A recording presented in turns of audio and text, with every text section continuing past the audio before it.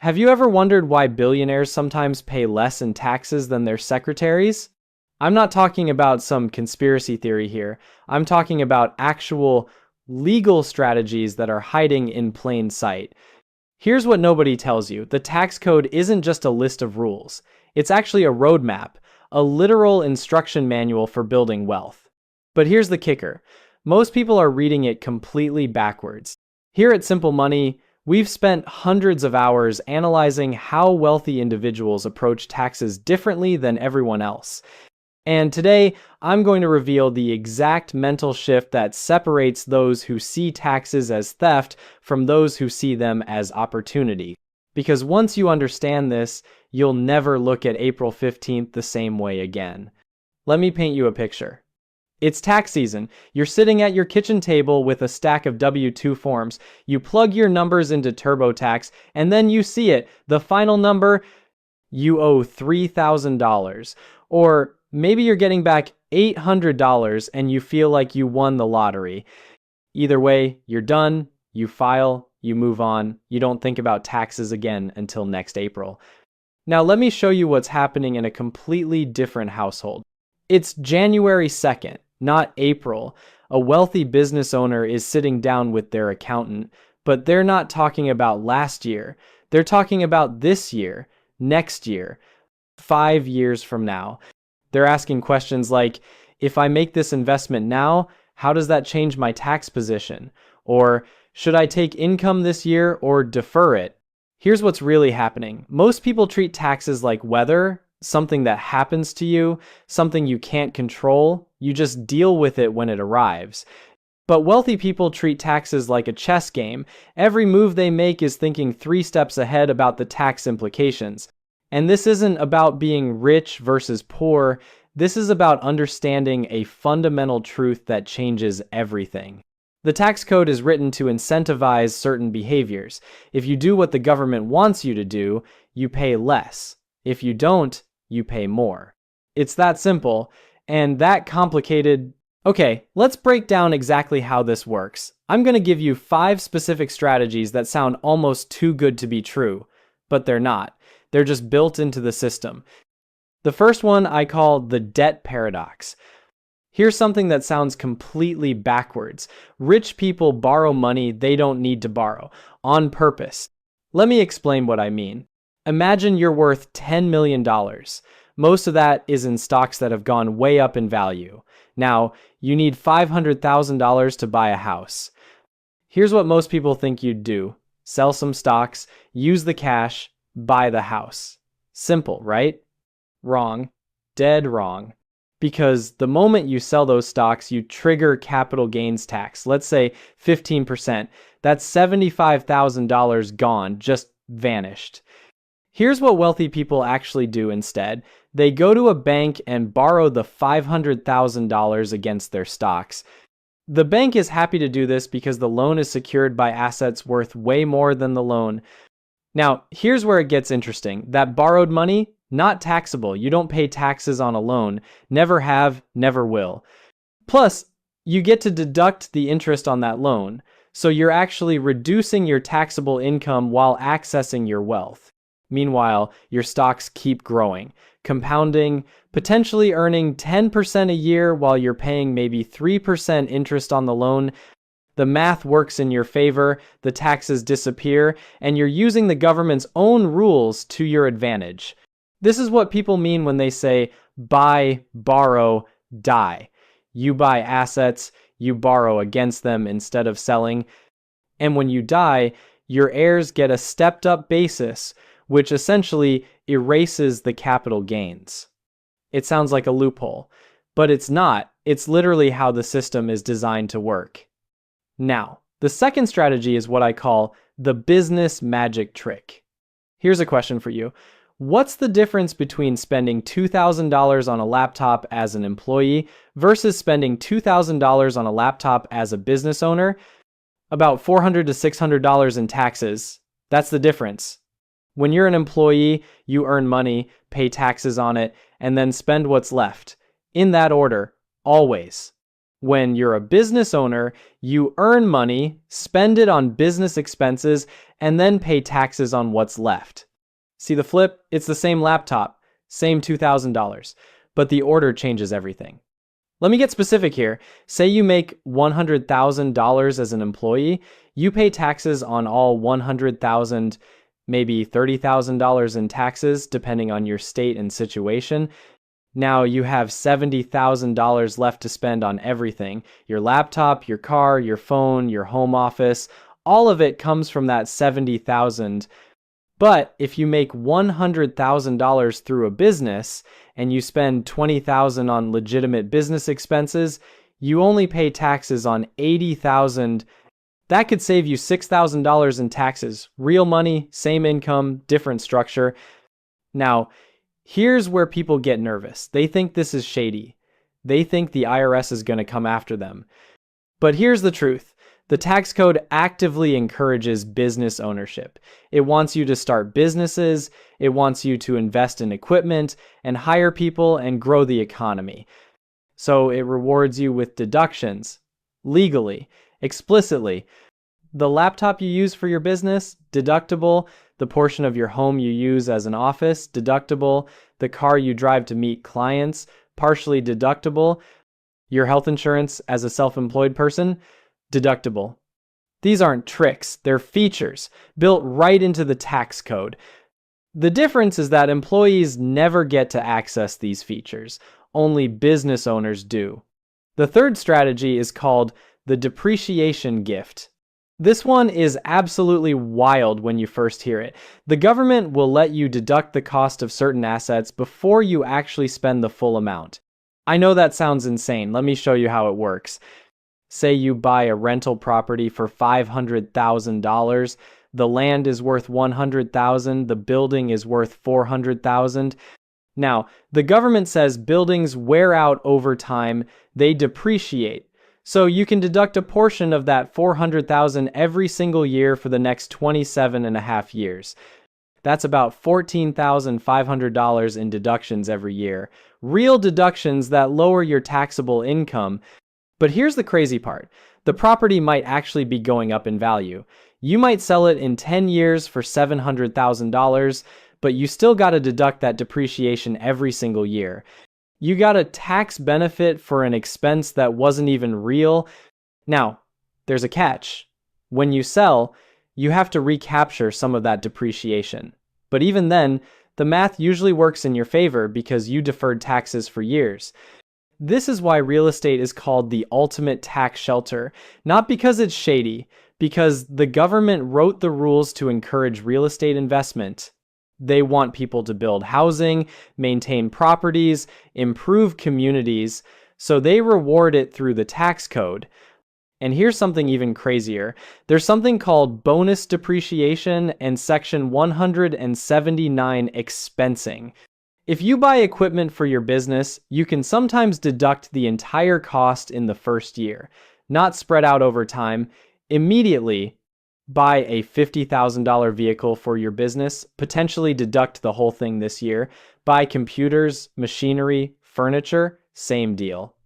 This is the government saying, hey, if you invest in your business, we'll let you keep more of your money right now. Again, not a loophole, a feature. The fourth strategy is the retirement rocket. You probably know that retirement accounts like 401ks have contribution limits. As an employee, you might be able to put in $23,000 a year. Your employer might match some of that. That's pretty good. That's not nothing. But here's what most people don't know. If you own a business, the rules completely change. You can set up what's called a solo 401k or a SEP IRA or a defined benefit plan. And suddenly, you're not limited to $23,000 anymore. With a solo 401k, you can contribute as an employee and as an employer. That brings your limit to around $69,000 a year. Same person, different structure. With a defined benefit plan, depending on your age and income, you could potentially shelter $200,000 or more per year. $200,000 tax deferred every single year. Now, you have to actually have that income to shelter. This isn't magic money, but if you do have it, you can protect a massive amount from taxes. Here's why this matters so much. It's not just about saving taxes today, it's about compound growth. If you're sheltering an extra $50,000 a year from taxes, and that money grows at 8% annually for 20 years, that's not just 50,000 times 20, that's $2.2 million. Growing tax-free, compounding on money that would have gone to taxes. The government set up these rules to encourage retirement savings, to encourage business ownership, to reduce the burden on social programs. And wealthy people simply use these rules to the maximum extent possible. The fifth strategy is what I call the qualified small business stock secret. This one is so powerful that when I first learned about it, I had to read it 3 times to believe it was real.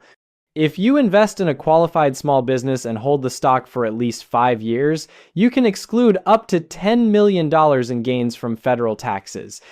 Let me say that again, $10 million. Tax-free. This isn't some offshore scheme, it's section 1202 of the tax code, plain as day. The requirements are specific. The company has to be a corporation. It has to have less than 50 million in assets when you invest. You have to hold for 5 years, and it has to be an active business, not just passive investments. But if those boxes are checked, the gains are tax-free, up to $10 million or 10 times your investment, whichever is greater. This is the government saying, we want you to invest in startups. We want you to take risks on small businesses. So if you do, and it works out, you can keep almost everything. Think about how insane this is compared to normal capital gains. Normally, you'd pay 15 to 20% on long-term gains. On $10 million, that's $1.5 to $2 million in taxes. Gone. Eliminated.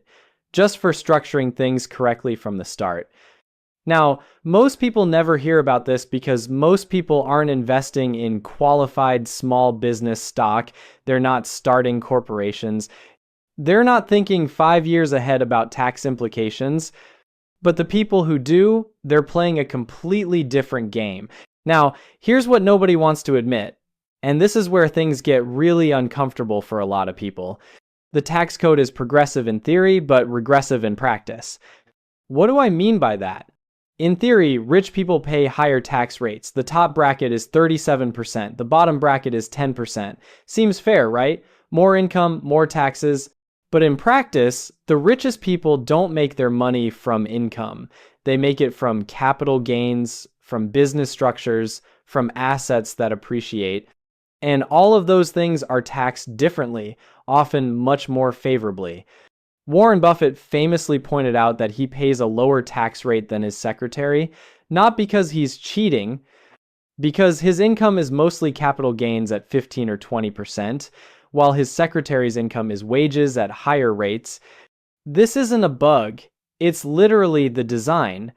The system is built to reward investment over labor, to reward business ownership over employment, to reward long-term thinking over short-term consumption.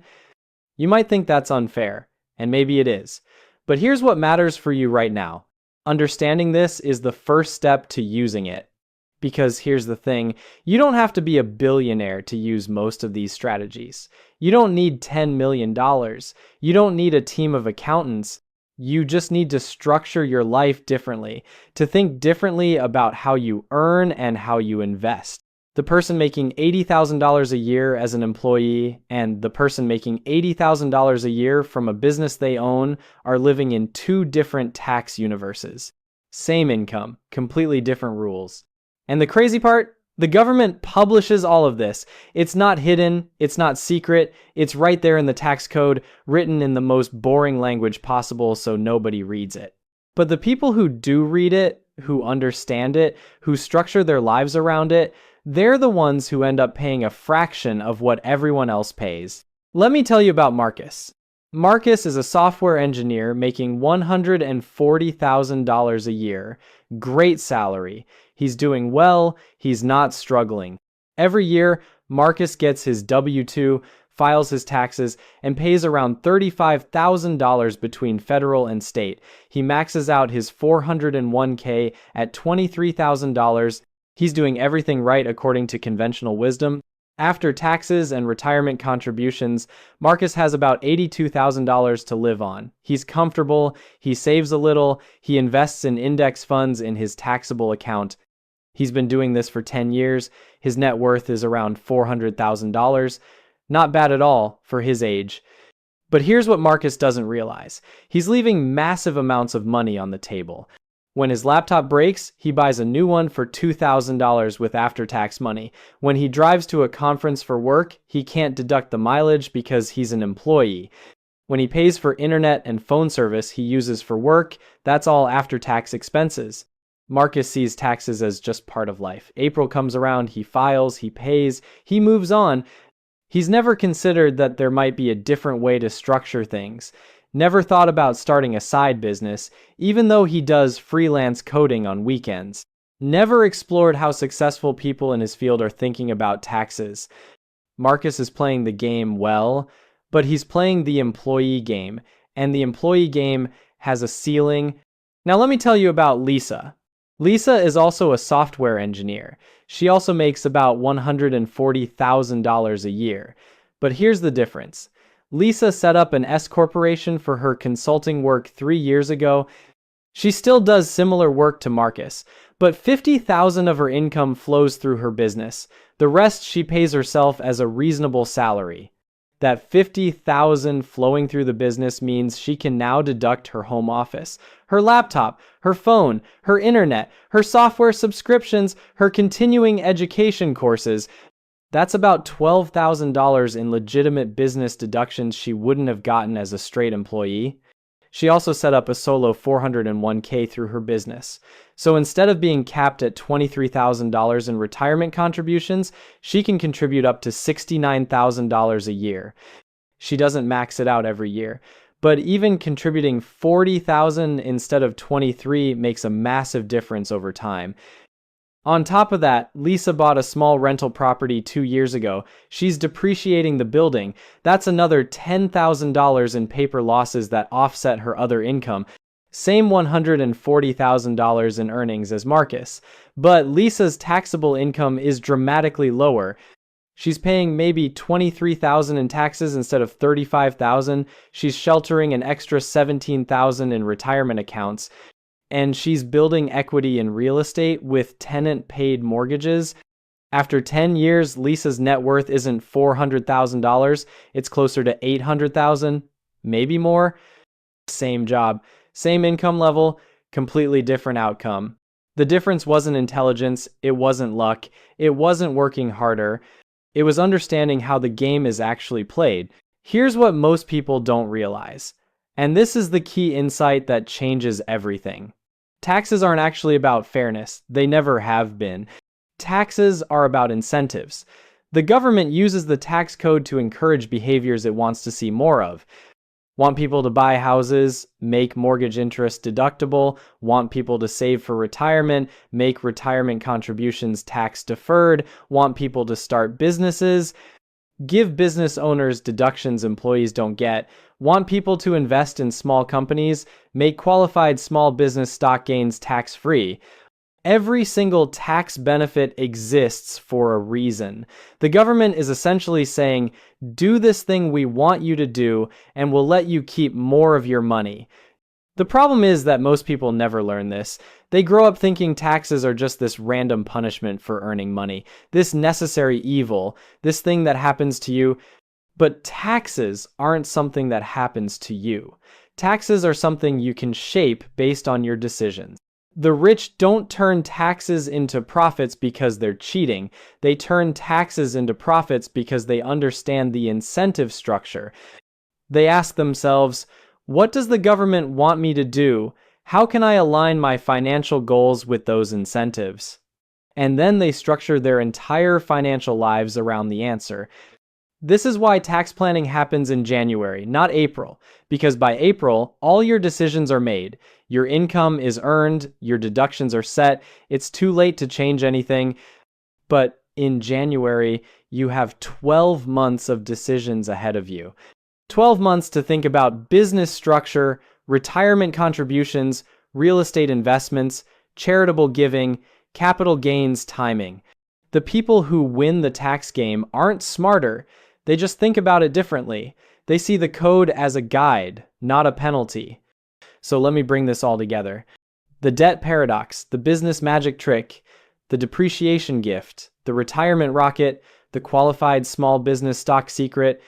These aren't character flaws that only rich people can exploit. These are predictable patterns built into the system that anyone can use once they understand them. You don't need millions of dollars to start thinking like this. You need to shift from employee mindset to investor mindset, from income earner to business owner, from short-term thinking to long-term planning. Maybe you start a side business and suddenly unlock deductions you never had access to before. Maybe you house hack and buy a small rental property to learn about depreciation. Maybe you open a solo 401k and shelter an extra $20,000 this year. None of these moves require being wealthy. They require being intentional. The question isn't whether you can use these strategies. The question is whether you'll start thinking about your finances the way wealthy people do, not as something that happens to you, but as something you design. Because here's the truth that nobody wants to say out loud. The tax code is an open book test. The answers are all written down. Most people just never look at the book. But you're different. You're here, you're learning, you're asking the right questions. And that's exactly how it starts.